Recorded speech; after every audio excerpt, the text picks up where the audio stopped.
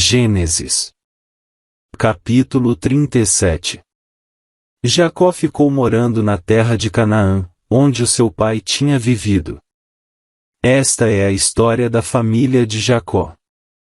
Quando José era um jovem de 17 anos, cuidava das ovelhas e das cabras, junto com os seus irmãos, os filhos de Bila e de Zilpa, que eram mulheres do seu pai. E José contava ao pai as coisas erradas que os seus irmãos faziam. Jacó já era velho quando José nasceu e por isso ele o amava mais do que a todos os seus outros filhos. Jacó mandou fazer para José uma túnica longa, de mangas compridas.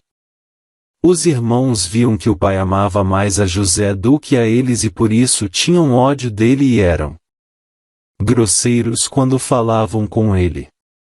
Certa vez José teve um sonho e o contou aos seus irmãos.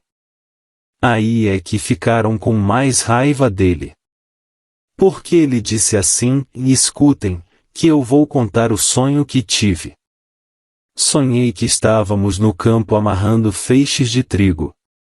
De repente, o meu feixe ficou de pé, e os feixes de vocês se colocaram em volta do meu e se curvavam diante dele.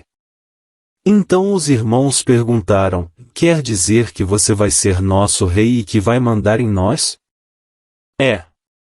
Ficaram com mais ódio dele ainda por causa dos seus sonhos e do jeito que ele os contava.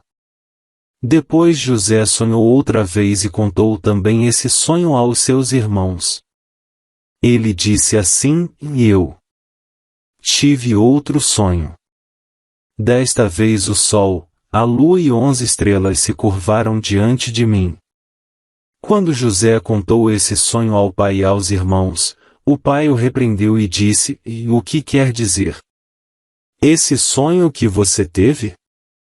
Por acaso a sua mãe, os seus irmãos e eu vamos nos ajoelhar diante de você e encostar o rosto no chão? Os irmãos de José tinham inveja dele, mas o seu pai ficou pensando no caso. Um dia os irmãos de José levaram as ovelhas e as cabras do seu pai até os pastos que ficavam perto da cidade de Siquém. Então Jacó disse a José: venha cá. Vou mandar você até Siquém, onde os seus irmãos estão cuidando das ovelhas e das cabras. Estou pronto para ir, e respondeu José. Jacó disse: vá lá e veja se os seus irmãos e os animais vão bem e me traga notícias. Então dali do vale de Hebrom, Jacó mandou que José fosse até Siquém, e ele foi. Quando chegou lá, ele foi andando pelo campo. Aí um homem o viu e perguntou: o que você está procurando? Estou procurando os meus irmãos, e respondeu José. Eles estão por aí, em algum pasto, cuidando das ovelhas e das cabras. O senhor sabe aonde foram? O homem respondeu: eles já foram embora daqui. Eu ouvi quando disseram que iam para Dotã.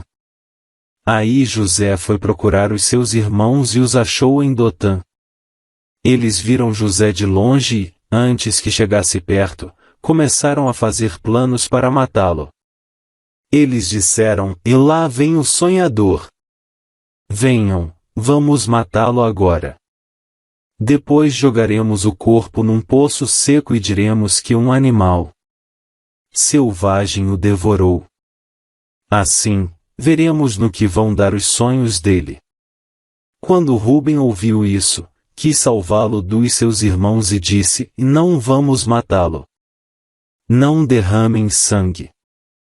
Vocês podem jogá-lo neste poço, aqui no deserto, mas não o machuquem. Ruben disse isso porque planejava salvá-lo dos irmãos e mandá-lo de volta ao pai. Quando José chegou ao lugar onde os seus irmãos estavam, eles arrancaram dele a túnica longa, de mangas compridas, que ele estava vestindo. Depois o pegaram e o jogaram no poço, que estava vazio e seco. E sentaram-se para comer. De repente, viram que ia passando uma caravana de ismaelitas que vinha de Gileade e ia para o Egito. Os seus camelôs estavam carregados de perfumes e de especiarias. Aí Judá disse aos irmãos: o que vamos ganhar se matarmos o nosso irmão e depois escondermos a sua morte? Em vez de o matarmos, vamos vendê-lo a esses ismaelitas. Afinal de contas ele é nosso irmão, é do nosso sangue. Os irmãos concordaram. Quando alguns negociantes midianitas passaram por ali, os irmãos de José o tiraram do poço e o venderam aos ismaelitas por 20 barras de prata. E os ismaelitas levaram José para o Egito. Quando Rúben voltou ao poço e viu que José não estava lá dentro, rasgou as suas roupas em sinal de tristeza. Ele voltou para o lugar onde os seus irmãos estavam e disse: o rapaz não está mais lá. E agora o que é que eu vou fazer? Então os irmãos mataram um cabrito e com o sangue mancharam a túnica de José. Depois levaram a túnica ao pai e disseram: achamos isso aí. Será que é a túnica do seu filho? Jacó a reconheceu e disse: e sim, é a túnica do meu filho. Certamente algum animal selvagem o despedaçou e devorou. Então, em sinal de tristeza, Jacó rasgou as suas roupas e vestiu roupa de luto. E durante muito tempo ficou de luto pelo seu filho. Todos os seus filhos e filhas tentaram consolá-lo, mas ele não quis ser consolado e disse: e vou ficar de luto por meu filho até que vá me encontrar com ele no mundo dos mortos. E continuou de luto por seu filho José. Enquanto isso, os midianitas venderam José a Potifar, oficial e capitão da guarda do rei do Egito. Ester. Capítulo 7. Portanto, o rei e Amã foram de novo ao banquete da rainha Ester. E novamente, enquanto bebiam vinho, o rei perguntou a Ester: qual é o seu pedido? Peça o que quiser, que eu lhe darei, mesmo que seja metade do meu reino. Ela respondeu: se eu puder me valer da bondade do rei, e se for do seu agrado, a única coisa que quero é que o Senhor salve a minha vida e a vida do meu povo. Pois o meu povo e eu fomos vendidos para sermos destruídos e mortos. Se fosse somente o caso de sermos todos vendidos como escravos, eu não diria nada, pois não seria justo incomodar o Senhor. Por causa de uma desgraça tão sem importância como esta. O rei Xerxes perguntou à rainha Ester: quem é o homem que está pensando em fazer isso e onde está ele? O nosso inimigo e perseguidor é Amã, este homem perverso. Respondeu Ester. Cheio de medo, Amã ficou olhando para o rei e para a rainha. O rei saiu furioso do salão de banquetes e foi para o jardim. Amã percebeu que o rei havia resolvido castigá-lo e por isso ficou no salão para pedir à rainha que salvasse a sua vida. Ele se jogou no sofá onde Ester estava, para pedir misericórdia, e nesse instante o rei voltou do jardim. Quando viu Amã, o rei disse: será que ele pretende desonrar a rainha aqui no meu palácio e na minha frente? Assim que o rei acabou de falar, os seus servidores particulares cobriram a cabeça de Amã. Um deles, chamado Arbona, disse: perto da casa de Amã há uma forca de uns 20 metros de altura que ele mandou construir para enforcar Mordecai, o homem que salvou a vida do Senhor. Enforquem Amã nela, ordenou o rei. Então enforcaram Amã na forca que ele tinha construído para enforcar Mordecai. E assim a raiva do rei se acalmou. Marcos, capítulo 7. Alguns fariseus e alguns mestres da lei que tinham vindo de Jerusalém reuniram-se em volta de Jesus. Eles viram que alguns dos discípulos dele estavam comendo com mãos impuras, quer dizer, não tinham lavado as mãos como os fariseus mandavam o povo fazer. Os judeus, e especialmente os fariseus, seguem os ensinamentos que receberam dos antigos, e eles só comem depois de lavar as mãos com bastante cuidado. E, antes de comer, lavam tudo que vem do mercado. Seguem ainda muitos outros costumes, como a maneira certa de lavar copos, jarros, vasilhas de metal e camas. Os fariseus e os mestres da lei perguntaram a Jesus, por que é que os seus discípulos não obedecem aos ensinamentos dos antigos e comem sem lavar as mãos? Jesus respondeu, hipócritas! Como Isaías estava certo quando falou a respeito de vocês. Ele escreveu assim, Deus disse, este povo com a sua boca diz que me respeita, mas na verdade o seu coração está longe de mim. A adoração deste povo é inútil, pois eles ensinam leis humanas como se fossem mandamentos de Deus. E continuou, vocês abandonam o mandamento de Deus e obedecem a ensinamentos humanos. E Jesus terminou, dizendo, vocês arranjam sempre um jeito de pôr de lado o mandamento de Deus, para seguir os seus próprios ensinamentos. Pois Moisés ordenou, respeite o seu pai e a sua mãe. E disse também, que seja morto aquele que amaldiçoar o seu pai ou a sua mãe.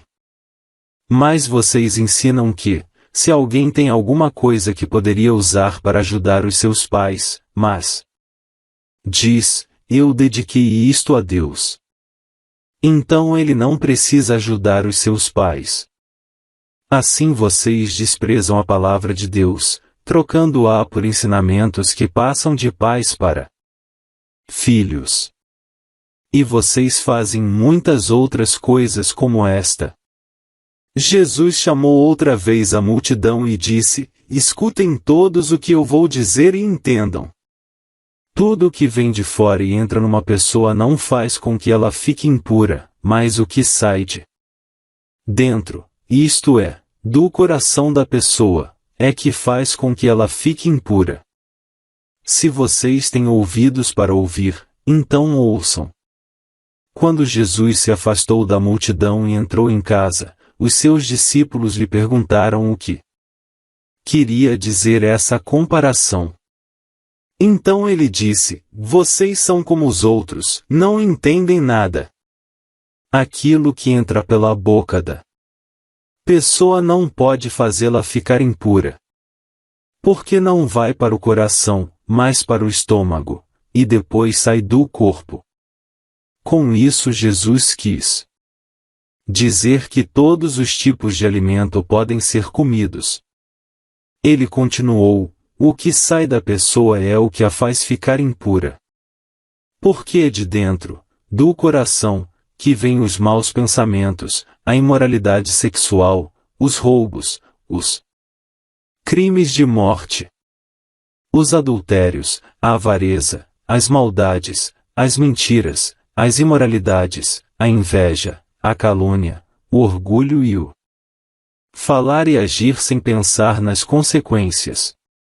Tudo isso vem de dentro e faz com que as pessoas fiquem impuras. Jesus saiu dali e foi para a região que fica perto da cidade de Tiro. Ele entrou numa casa e não queria que soubessem que estava ali, mas não pôde se esconder. Certa mulher, que tinha uma filha que estava dominada por um espírito mau, ouviu falar a respeito de Jesus.